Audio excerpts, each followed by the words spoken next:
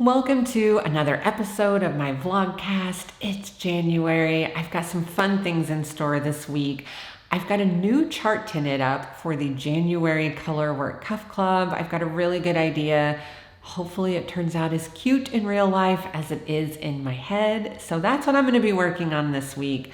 Probably going to do multiple versions of it because it's really hard for me to settle on just one color combination. Color is definitely my favorite part of the design process. So I always put way more work on myself because I have to see how things look in all of the different color combinations I'm imagining. So as usual, I'm going to bite off more than I can chew and knit this up in multiple colors. So all of that and more coming up.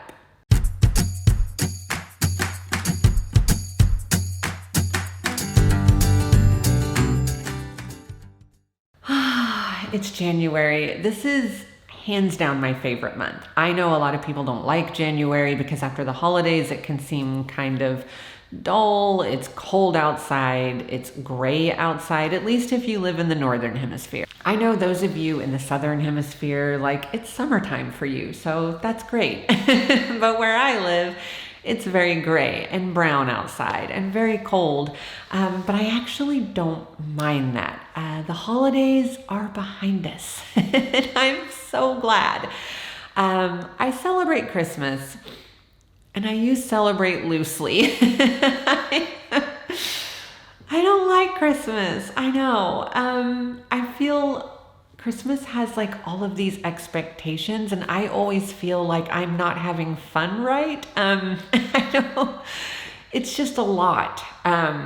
I think Christmas is a time when a lot of people feel lonely. Like even if you have family, you can sometimes feel alone, even when you're surrounded by a lot of people. The movies and TV shows kind of set this expectation of what the holidays are supposed to be. And like, it's complicated, right? Not everybody has these like joyous family celebrations or things to look forward to. And so for me, I love buying presents for my kids. I love watching my kids open presents. That's about it. Everything else is stressful, like trying to find the right gifts for people, just being out of my house so much, like in traffic. Decorating for Christmas. I kind of like my house to be as is. I don't like a lot of change, so it feels stressful to me to have like a Christmas tree up and Christmas decorations. I am one of those people that as soon as the kids unwrap their presents, like I want Christmas gone. I will start removing Christmas on Christmas Day. I have been informed that that is not very jolly. So this year I actually waited a couple of days to take down the Christmas tree and all of the Christmas decorations, and it just felt so good to like have my house back. My sister-in-law said something really funny. Like we got in the car and it instantly started playing Christmas music, and she was like, turn it off. Christmas is dead to me. And that's how I feel. Yeah, I'm not a Christmas person. I find it to be stressful. I find it to be lonely in a way, and yeah, I think it can just be complicated for a lot of people, the holidays. And so I'm always happy to like see the back end, see it walk out the door. So January is my favorite month because it is quiet. There are no obligations, expectations. You don't have to feel like you're doing it wrong or like you're not feeling or experiencing things you're supposed to be feeling. January is just for you. You get to reset, you get to reframe, you get to think about the year ahead and all the things that you want to do, new things you want to try. The light is soft and pink in January. It's just a magical time. I love it. I feel so energized when January gets here, and it's just great to like be able to hibernate and settle in. Not as many activities, not as much stuff to do. You get to just be yourself in your own quiet home and like think about the things that you want to do. And so for me, I want to make all of the things. After the stress of the holidays, Thanksgiving, Christmas, all of that stress and like emotional upheaval, I get so jazzed creatively in January. I'm like looking around my house, like, okay, I want to build this, sew that, make this. And then, of course, my knitting, like, supercharged. Now that I've turned in my book and that's done, I can kind of get back to doing the things that I normally do, which is making these videos and like re-knitting old patterns in new ways, coming up with new patterns and designs. And so I'm really, really excited. This month for Colorwork Cuff Club, if you don't know what Colorwork Cuff Club is, I'm going to put it in the description of the video. I've talked about it on this video on my vlog a couple of times, and so I'm not going to like rehash that. But if you're curious about what Colorwork Cuff Club is, look to the description of the video. I'll have a little description and a link so that you can check it out. But this month for Colorwork Cuff Club, January 1st, I always release a new chart. Last month for the holidays, the chart was kind of complex and a little difficult. So this month I wanted to make an easier chart that's just mindless, simple, easy to do, really graphic, and would allow you to play with tonals and solids. I know a lot of people do advent kits like for the holidays where you get like a ton of mini skeins. And so hopefully this will be an opportunity to use some of your mini. All right, I'm going to interrupt myself to tell you really quick. If you are a newsletter subscriber, check your inbox because I have sent out a special coupon to newsletter subscribers only, and it expires January 31st. So check your inbox for that coupon because it's a good one. It's my way of saying thank you for subscribing to my newsletter. If you have not subscribed yet, you're going to want to check the description below the video. I've got a link where you can subscribe to my newsletter. You will also get that coupon just for subscribing. And again, it expires January 31st. So you might want to get on that so you can use the coupon. I promise I never spam you with tons of emails. Typically, I just send you a newsletter like when I've got a new pattern to share or a new video. I talk about the books that I've been reading, things like that. So it's not very often. I'm not one of those like 2 or 3 times a day people. Like some of the stores that I go to, oh my gosh, like they send way too many. I'm not that person, so don't worry. So yeah, check the link in the description below the video to sign up for my newsletter so you can get that coupon. If you've already subscribed to my newsletter, it'll be in your inbox waiting for you. So yeah, check that out. Okay, now back to the knitting. So the idea that I have in my head is that I want a cute little scalloped cuff. I want to use 3 colors and I want to pick colors outside of my comfort zone. If you followed me for a while, you might have noticed that I kind of gravitate to the warm side of the color wheel. I love pinks and reds and golds, oranges, and I don't work as much with the cooler side, like the greens and the blues and the purples. I want to change that. This year, I'm not a resolution person, but I am a person who thinks about like, what could I do different this year? You know, just to kind of shake things up a little. I don't like change. We know this. I've been ordering the same thing at Olive Garden for 20 years, the same thing at Chili's. I go to the same restaurants. I eat the same dinners. I have a routine where I do the same thing almost every day. So that's always something every year that I push myself to do. Like, let's look and see what things we might want to try.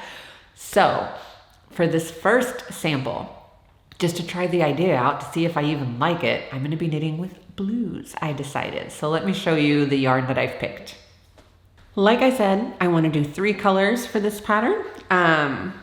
The first color is not blue. This is actually my favorite beige. I've used this a lot. I try to keep this on hand. And if Hedgehog Fibers ever stops making it, I don't know what I'm going to do. But this is Silence. This is Hedgehog Fibers soft. This beige pairs so well with, I mean, any color, especially neons, especially brights. It's just kind of a perfect neutral complement to otherwise really bright colors. And so again, I always keep this on hand because I love it so much. The next color is the blue, and this is a stunning blue. I've used this before in my Tristan socks from my Darobi sock set. This is a Cascade Heritage color. I can't remember the name, but I will look it up and put it like right down here. But I love this blue. I've been dying to use it more because it's just such a good blue. And the final color is another blue. It's a darker blue. And this is Knit Picks. And again, I don't remember the name, but I'll pop it down at the bottom of the screen. I love Knit Pick Stroll. One of my favorite, probably my favorite tonal sock yarn to work. My favorite solid. Comes in a ton of different colors. I use it all the time, so really love Knit Pick Stroll. So these 3 colors. This is not a typical Summerly color palette. I do not work with blue that often. So I'm really excited to see what happens when I knit with it. But you know what really sucks? It's that I'm filming this on a Sunday, and Sunday is cleaning day. I love cleaning ordinarily. I'm a huge, huge fan. It feels so good to clean my house. I cannot get comfortable if anything is out of place, if there is clutter anywhere. So anyways, I normally love cleaning, but I'm so excited to cast on right now. But the problem is that I can't do something fun or I can't do work if my house is a mess, right? I can only be comfortable and fully enjoy what I'm doing if everything is in its place, everything is clean and fresh. So even though I really want to cast on, I've got to like vacuum and mop and like dust and like, so I'm going to go do that. And then I'm going to come back and I'm going to cast on and I'm going to see if this cute little scalloped cuff design I'm picturing in my head with these 3 colors is going to look good.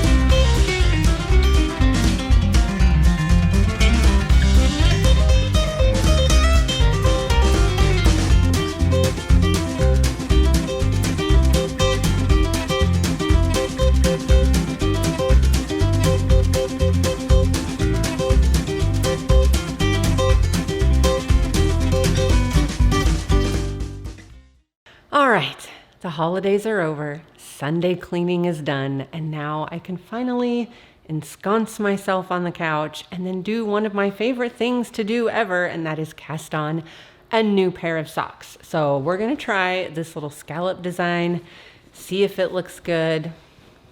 And yeah, so I'm gonna start with the beige color. I'm gonna cast on with that. Then I will move to the dark blue and then this blue. So we'll see how this looks.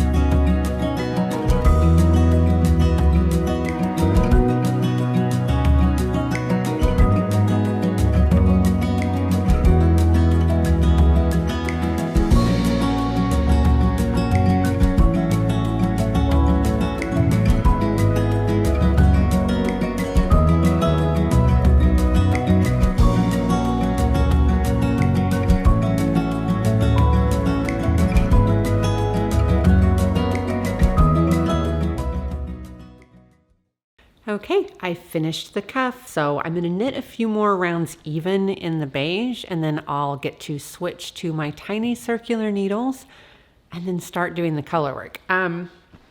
For this pair of socks, I'm gonna be using these tiny circulars. They're actually size 1s. Normally when I'm knitting color work, I will go up to a US size 2 or 2.75 millimeter needle because you need a little bit of extra fabric. Since color work reduces the stretch of your sock, you've got to get it over your heel, so you've got to usually increase your fabric somehow, either by increasing the stitch count or by going up a needle size. The color work on this particular month's chart, if this works out, it's kind of minimal. So I'm not entirely sure I even need to go up a needle size. I'm gonna try sticking with US size 1 needles on the color work and see if that fits over my heel just fine. So yeah, once I get done with this little bit of stockinette I need to do, I'm gonna switch to my tiny circulars, start the color work. I find personally that knitting color work on tiny circulars is so much easier than doing it magic loop or double pointed needles. Obviously you do whatever method works the best for you. But if you have struggled with color work on socks being a little too fiddly on magic loop or double pointed needles, I would definitely try some tiny circulars. These are ChowGoo tiny circulars. I'll put a link to these below in the description of the video if you want to check those out and try it and see how it goes. But I can just motor on these things. Like I can really get going fast. You don't have to worry about catching floats at the end and beginning of your needles like you do with magic loop or double pointed needles. And you can really just get in a groove and keep going with a chart, and it makes it so much easier. So even though the color work is kind of minimal on these socks, I'm still going to switch to tiny circulars for it because it's just so much less fiddly for me. So I'm going to go ahead and knit the rest of the stockinette portion and then get on to the color work, and then I will finally get to see if this design in my head actually looks as good as I think it's going to look.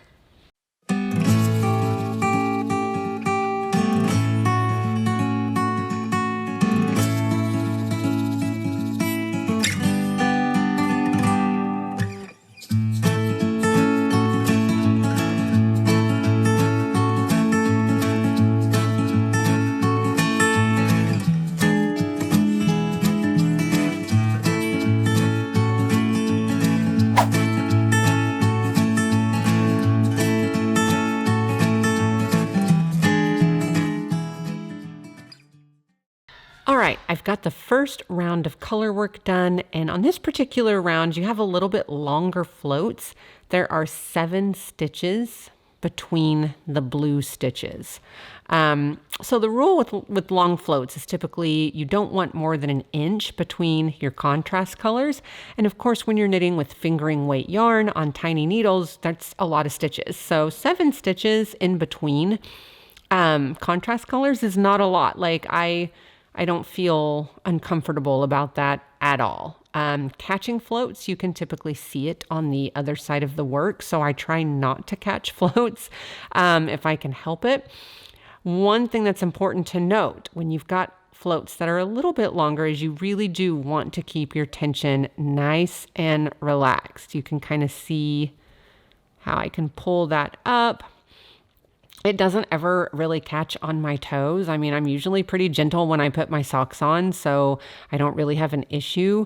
But that nice relaxed tension means that my floats won't be too tight and won't pucker. You can see I've got a lot of give here. So a little bit longer floats, but again, 7 stitches. I would not go more than like 8 or 9 before catching, but 7, I do it all the time, and it's not a big issue. So that's kind of my take on long floats.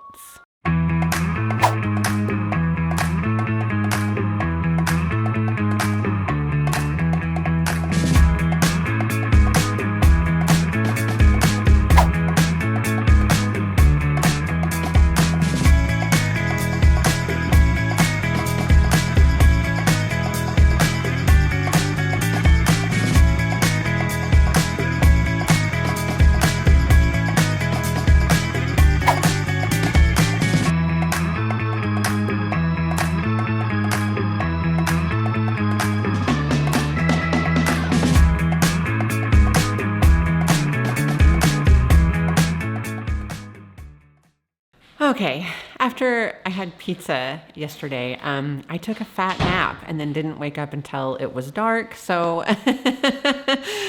anyways, I did get done with the Colorwork portion of the sock. I love the Colorwork chart. Turned out great. Don't love the colors. I'm going to show you. I went ahead and took it off the needles because I knew I wasn't going to keep going.